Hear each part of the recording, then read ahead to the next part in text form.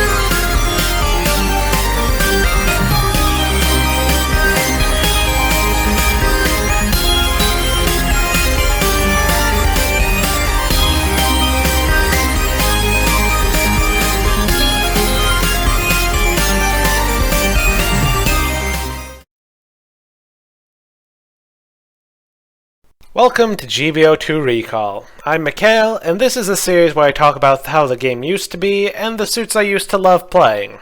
The network test has been running on PC recently, so it's been on my mind, and so I decided to do another one of these and talk about a suit that I used to play a lot of back on PS4, and which is prominently featured in the network test as one of the limited mission rewards.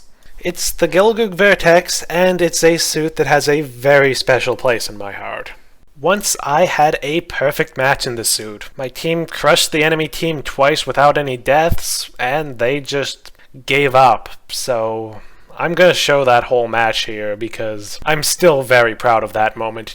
So what is it? Well, the Gelgoog Vertex is a 600-point raid, which really defies a lot of what high-cost raids have become about. While most high-cost raids in the wake of the Rigazzi have focused on heavy attack and lots of stagger weapons, the Gelgoog Vertex does neither of these things. Instead, it's focused on mid-ranged DPS and dual melee weapon combos.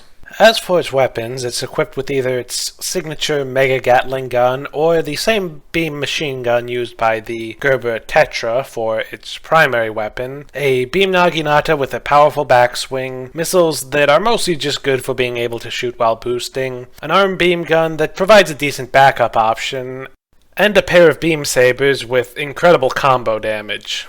Oh, and it has a tiny shield. And while the suit overall provides a pretty big target, it's well-tuned with solid defenses and exceptional mobility, both in the form of good stats and good skills. As mentioned, the Gelgoog Vertex has a rather different playstyle from many other high-cost raids. In fact, it more resembles many older and lower-cost raids, which perhaps is why I, as a long-time raid player, do tend to rather enjoy it. The big defining features of this suit are how it focuses on accumulation stagger and ranged DPS, which are both things that typically get a suit passed over immediately by many players. Despite not having any point-and-shoot stagger options, it can still be very effective at suppressing enemies, just so long as you're used to either using accumulation stagger or going for charge shots with the Gerber Tetra MG. In fact, for what they are, the weapons do perform very well at staggering enemies. The fact that it favors accumulation stagger does give it some situations where it excels. Maneuver armor crumbles quickly under this thing's barrage, and it's basically a hard counter to the once very common FAZZ. I'll note here that while the Tetra MG is probably overall better, I just prefer the Mega Gatling gun. I'd been wanting a heat-based weapon that was a proper machine gun for a long time, and this was everything I had hoped for. Fittingly enough, space is where the Gelgoog Vertex really excels. Not only does its space specialization make it even more agile in space, but a good pilot can use this mobility and the third dimension to aggressively flank and single out prime targets. Like most raids, 1v1 is where the Vertex really excels. It's able to leverage its high DPS, it's unlikely to get interrupted in the middle of accumulating stagger or performing melee combos, and thanks to its combination of maneuver armor and damage control, it can easily shrug off enemy attempts to stagger it when 1v1. And of course it becomes even more one-sided against supports, where if it manages to close the distance, it will shred them nearly as fast as something like the Banshee. So given that I'm a fan of the Comfer, it shouldn't be a surprise that the biggest draw for the Gelgoog Vertex for me is its high damage output. It's a suit where I basically always hit 100,000 damage in a round, and often will exceed 150,000. Additionally, I do really enjoy that it lets me make use of some of my less common skills. Timing accumulation stagger, juggling weapons to manage heat, and using positioning and maneuvering to get picks on prime targets. Plus, I am always happy to pick a suit that defies the broad meta conventions. In this case, it's nice to have a high-cost raid that neither relies on instant stagger nor relies on heavy attack spam.